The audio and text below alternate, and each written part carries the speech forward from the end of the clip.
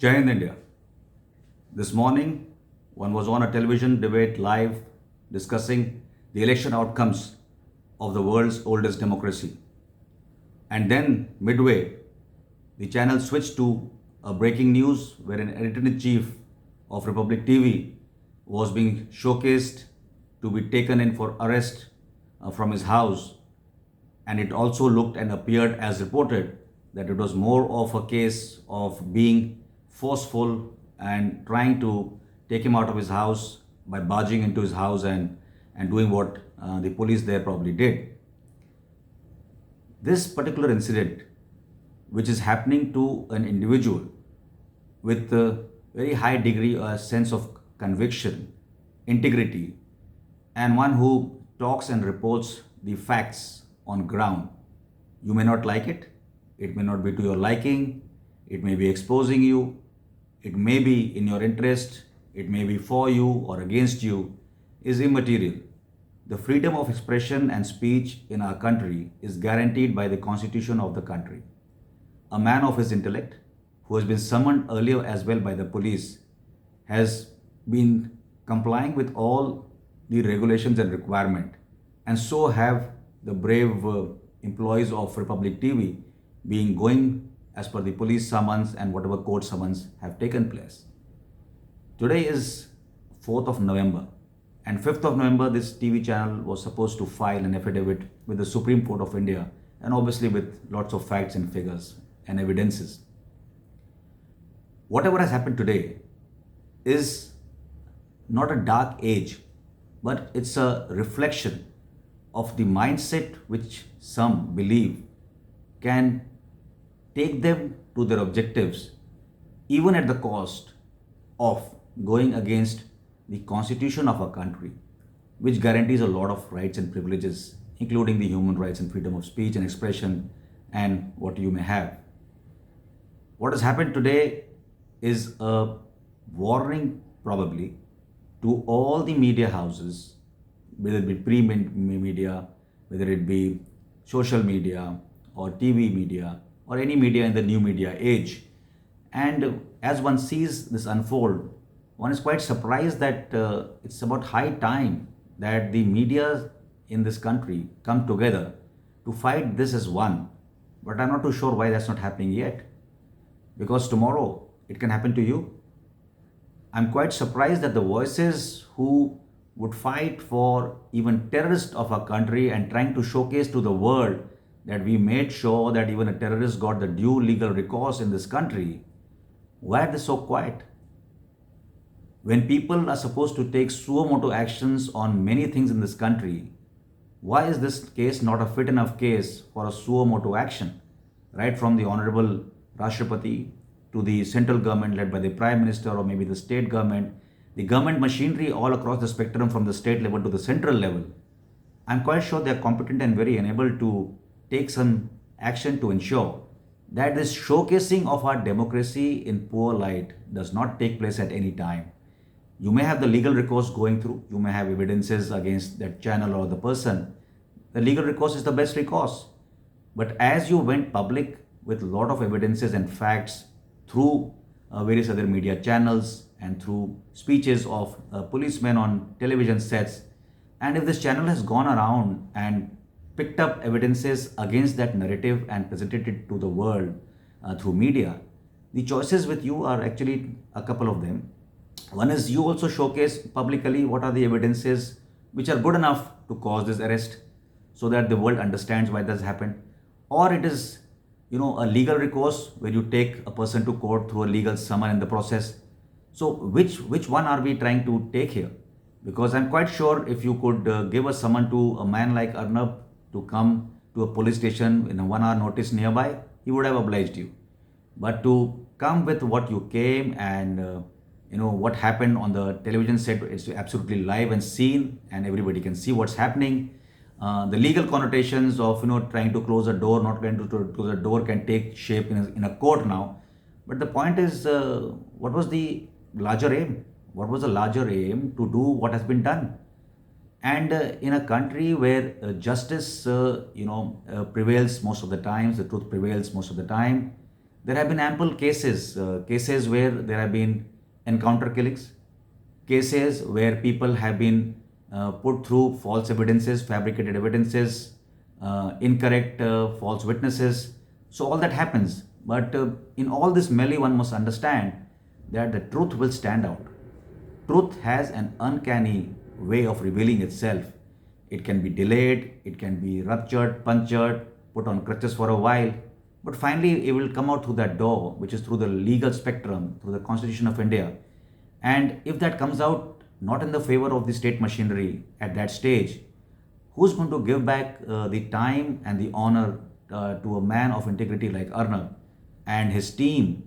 The entire spectrum of his employees, which ranges from journalists to ground reporters, correspondents, anchors, have been summoned and they have gone ahead and abided by the law. They have presented themselves well there as per the media reports again. There is nothing contrary from the state machinery.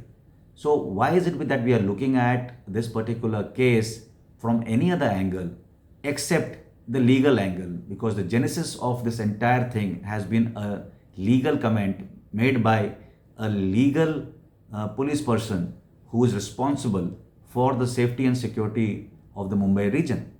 So you have to abide now by your statement, and you have to come clean on both sides on your statement, and if you have some evidences against the channel, they will come clean as well. So I hope the legal recourse is much more cordial, much more better, and there is no intimidation, no premeditated justice.